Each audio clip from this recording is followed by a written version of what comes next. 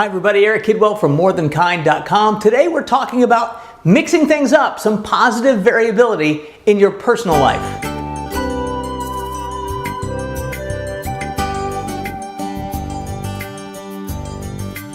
Thanks for joining me today. Today we're going to talk about how you can make some changes, little tiny changes that make a big difference in your personal life. It's positive variability, and it's something that we talk about a lot here at morethankind.com. Now, if you joined us previously, and I'll put a little link up there to the video, we talk about business, customer service, those kind of things. So in a previous video, we talked about that concept of positive variability from the perspective of customer service. We talked about surprise, being delighted, those kind of things, and mostly breaking expectations. So we talked about a couple of things, some of which come from a book called The Power of Moments by Chip and Dan Heath. Very, very good book, not just for business, but also for personal development.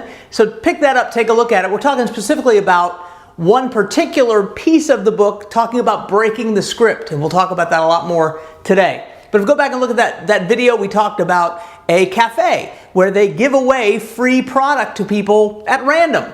Positive variability. I gave you a personal story about going to visit Disney World and how I paid $10,000 for one memory and I'd do it all again. We talked, of course, about Southwest Airlines and how they use delightful surprise to build a good customer experience. And all of that, I hope you go take a look at that video. But today we're going to talk about how you can use positive variability in your life, how you can break the routine, how you can break the script, and why that's so important. Let's go deep, deep into our brains right now. We are programmed for the same, doing the same thing over and over and over again because evolutionarily, that's how we develop. That's why you're here. You're here because your great-great-great-great-great-great-great-great-great-grandmother and grandfather did the safe thing.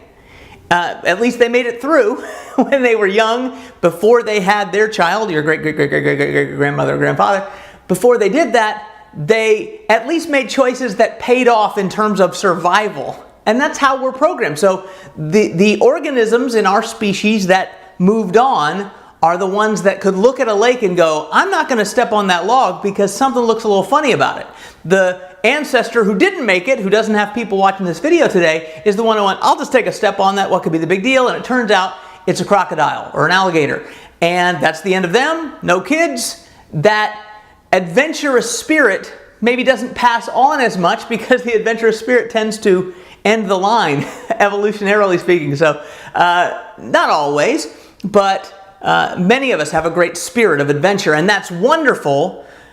But what happens to a lot of us, if not most of us, is we get programmed for the same, for safety. What is the thing I can do where it passes the test of my cavemen and cavewomen ancestors? I did this thing and I didn't die, and so I will do that thing again. You know, if you ate a bunch of berries and you ate the poisonous ones, you didn't make it. If you ate the ones that weren't poisonous, they were delicious, on you go, you know you can do those again. So we get programmed in that routine of safety. Now that's physically and physiologically, yes.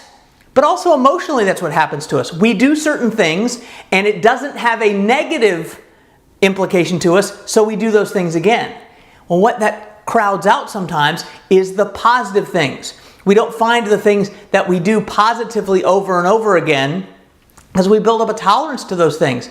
If we do the same things over and over again, even if they have positive impact, it softens that impact. So what we're talking about a lot of times is that unconscious bias toward don't die and don't harm myself and don't be emotionally vulnerable. Those things, that's an unconscious bias that develops inside our brains and in our hearts, if you think about it in those terms.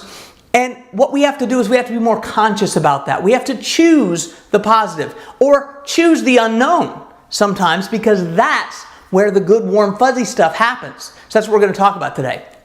So don't cede your life to your unconscious. That's my number one lesson for today. Don't let that unconscious bias towards safety and comfort limit your life. Don't do that. So don't cede your life to your unconscious. If you can remember one thing from today, remember that. Make conscious, positive choices. Great quote. Love this quote very much. And honestly, hadn't heard it before. When I was talking about this subject this quote came up. As long as habit and routine dictate the pattern of living, new dimensions of the soul will not emerge. I'm going to say that again. As long as habit and routine dictate the pattern of living, new dimensions of the soul will not emerge. That's heavy, right? That's really heavy. So in other words, if you don't do new things, if you don't get out of the routine, there are pieces of you and parts of your soul that are not coming out. Eventually, you are just that same person that does the same routine over and over and over again. We don't want that.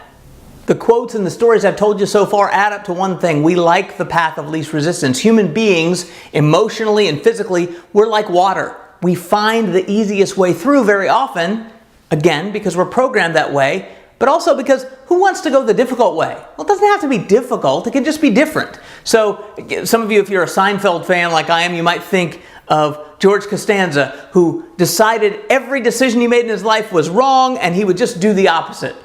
Every decision I've ever made in my entire life has been wrong. My life is the complete opposite of everything I want it to be. Every instinct I have in every aspect of life, be it something to wear, something to eat, it's all been wrong. Everyone. Tuna on toast, coleslaw, cup of coffee. Yeah. No, wait a minute. I always have tuna on toast. Nothing's ever worked out for me with tuna on toast. I want the complete opposite of tuna on toast. Chicken salad on rye, untoasted, with a side of potato salad, and a cup of tea.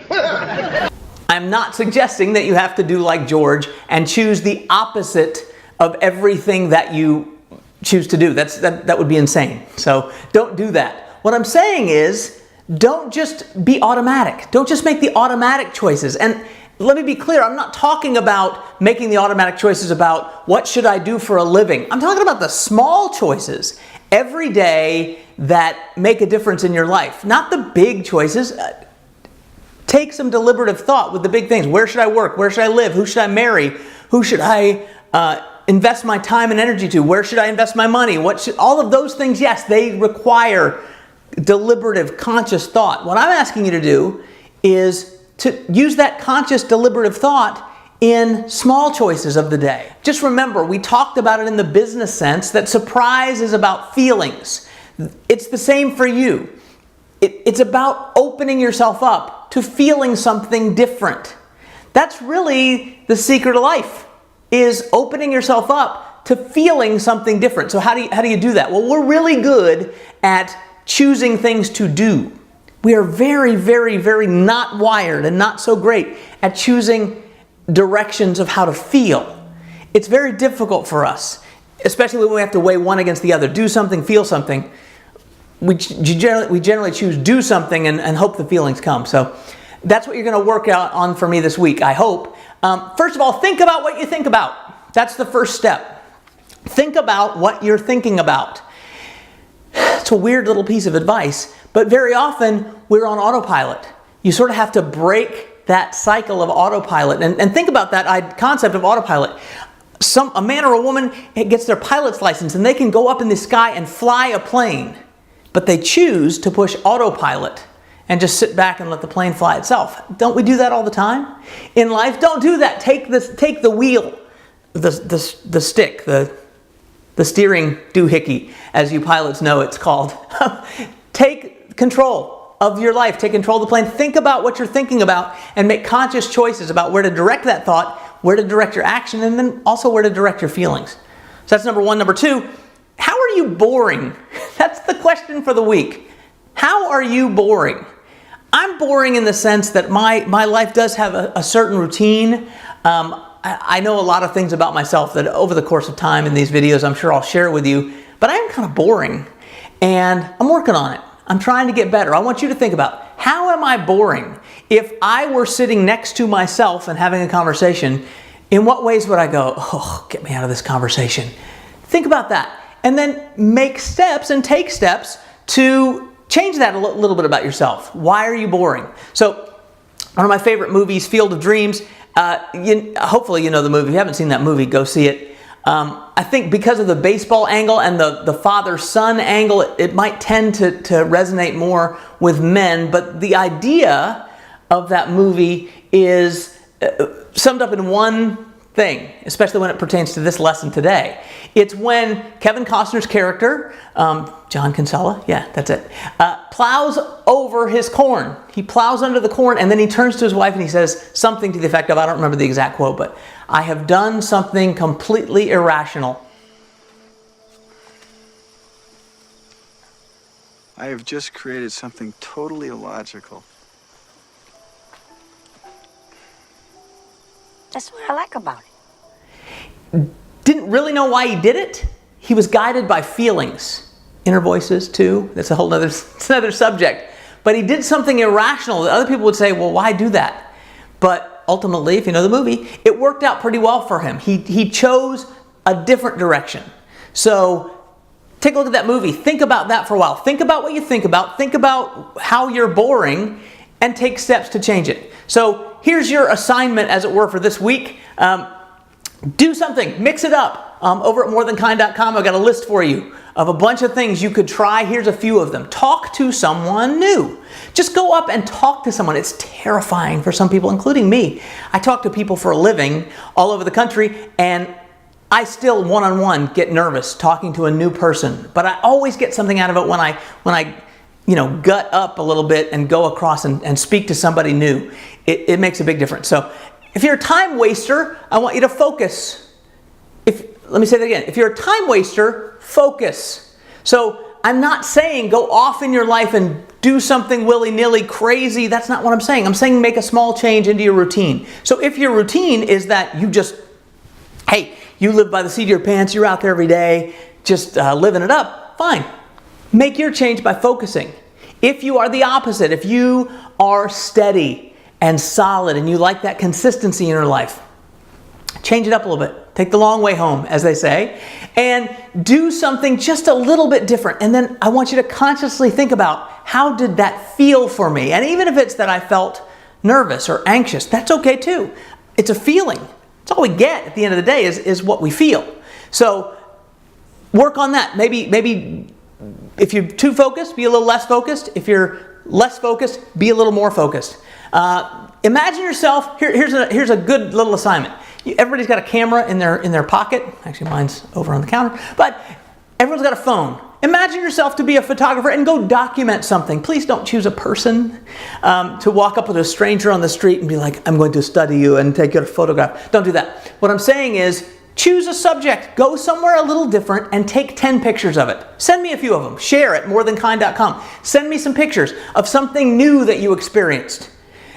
Just the actual act of studying and capturing something can make a tremendous difference, and you have some of the best cameras ever invented in your pocket. That's a great way to sort of break the script. Go study something for 5 minutes. Take some close-up angles, some faraway angles. Just pick something. Again, don't pick a perfect stranger on the street and study them, but hey, pick a loved one. Take some photographs. They're beautiful. You know it. You love them. Take some photographs of them and just save them. You don't have to post them. You don't have to do anything with them. It's a great way to sort of break the script and actually concentrate on something that you're thinking about. This one's special to my heart. Call your mom. People say that a lot of times. It's a little bit of a cliche to say, call your mom. You know, it's different. Do you call your mom every day? I guess I could say mix it up and don't call mom. I'm not saying that. That'll make her sad. But if you don't call your mom every day, if you haven't talked to her in a while, call your mom. It's something you can do to mix it up that will brighten her day, make a big difference. Call your dad, whoever it is. My father's passed away. My mother has dementia. It's special to my heart when I say that one because I can't call either of them. I'll go see my mom, but that's part of my routine. So try that. There, again, morethankind.com. There's a whole list there. The other thing we've got for you at morethankind.com is a Spotify playlist. Every time we do one of these personal development videos, I'm going to give you a Spotify playlist. If you go, I'll put it here on the screen, but best bet, morethankind.com. Click on the Spotify link there. It'll take you to the playlist. Life is better with a soundtrack. Sometimes just mixing up the experience with new sounds, new music, can drive the experience. Think about the opening scene in Jaws. It's a fairly famous movie from the 70s that hopefully you've seen. Everyone knows the Jaws theme, right? Now put that theme with the same scene with a little bit of different music. It's a whole different experience. Baby shark do do do do do, baby shark do do do do do, baby shark do do do do. right? So your life is just like that. Put one headphone in, stay aware, look around, listen to what's around you, but listen to that as you go through your experience of your day. The soundtrack matters. You can change your day, you can change your outlook with the soundtrack. So I've given you some songs, Sweet Serendipity, Heads Carolina, Tails California, Might As Well Dance. There's always going to be a Jason Mraz song on my Spotify playlist because it's my wife's favorite, and he's one of my favorites as well. But songs about doing things a little different, taking a chance, how everything's going to be okay. That kind of song. I tried to mix it up for you. There's a little country in there. There's a little pop. There's a little bit of rock. There's some stuff in there. I hope for everybody. I don't think I have any classical in there, but that can be inspirational too. Go listen to something, change your soundtrack, change your life. I think that's true. So one other thing you can do to change, not necessarily your life, though I think it will, is come back and join me in just a couple days. We're going to launch the Secret Society of Nice People. I said it quietly because it's a secret society. I think that we have in this world too much anger. I think we're programmed now for the danger. We're programmed for the rage. We're programmed for the frustration. I'm putting together a little something every Friday. We're going to work on changing the world just a little bit. So I've got a special thing. We're starting just this week. We're starting a new project, which we'll do for a couple of weeks, to give you the opportunity to reach out into the world with some positivity and some love and make an impact on someone in a very small way, in a way that's secret. So I tend to think that while I see the rage and the hate and the anger that's fueling everything in the country, I tend to think that most people are pretty nice. It's hard to be nice, though, in the age of yelling at your people that disagree with you, in the age of road rage, in the age of just everybody's mad and tense and uptight. We can either take it or we can break through. So the Secret Society of Nice People starts very soon. More about that at morethankind.com. Come back and see me for my next video where I have a special project for you in the Secret Society of Nice People to go out into the world and make a difference. So that's it for today. Just go out there, break the script, mix things up, change things just a little bit, and then let me know. Over at share@morethankind.com, you can send me an email there, or you can go over to morethankind.com. Let me know how it went for you. I really do, truly want to hear how it went. Let's work together to make this world a little bit better and more than kind.